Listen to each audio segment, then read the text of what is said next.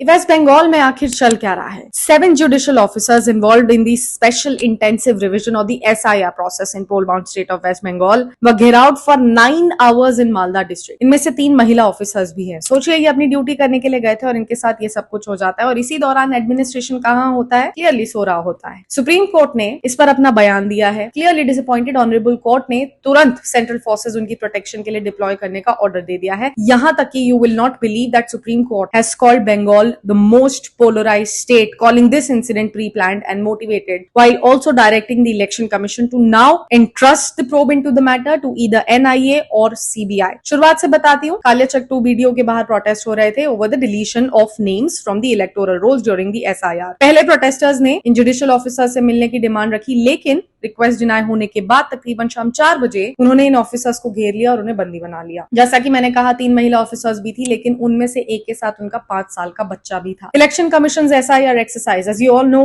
has been in the headlines for quite some time now, especially in the run-up to the Bengal elections approaching soon. SIR process के बाद final voters list में 63 लाख से ज्यादा deletions पाए गए। Another 60 lakh voters were placed under adjudication. These judicial officers were involved in reviewing these cases under adjudication to decide whether the voters should be retained or deleted from the rolls, वो भी supreme court के orders पर। 9 घंटे तक hostage बने रहने के बाद रात 1 बजे पुलिस इन ऑफिसर्स को रेस्क्यू करने पहुंची और प्रोटेस्टर्स ने उन पर भी पत्थरबाजी करना शुरू कर दिया। वीडियो में आप देखेंगे कि गाड़ी के कुछ टूटे हुए शीशे भी दिखाई दे रहे हैं, लेकिन प्रोटेस्टर्स इसके बाद रुके नहीं, बल्कि it got spread to nearby areas. इन्होंने नेशनल हाईवे 12 ब्लॉक कर दिया, बैम्बू और फर्नीचर लगा के टायर जला दिए, स्टव लगा के रोड पर खाना बनाना शुरू कर दिया। तो इनका प्लान अच्छा खासा लंबे टाइम तक ये सब कुछ खींचना था। Matter luckily reach the doors of supreme court और ममता बनर्जी की गवर्नमेंट को लताड़ते हुए स्पेशल बेंच ने इस इंसिडेंट को क्रिमिनल फेलियर बोला है। The court also pulled up the chief secretary, the DGP, the superintendent of police and the Malda district collector too. ये है बंगाल के हालात फिलहाल इलेक्शंस के कुछ ही दिन पहले। मामला अब सियासी नहीं रह गया, सुप्रीम कोर्ट को इस बारे में बोलना पड़ रहा है, वो भी इतने गुस्से में, तो आप समझ जाइए कि बात कुछ सीरियस ही है।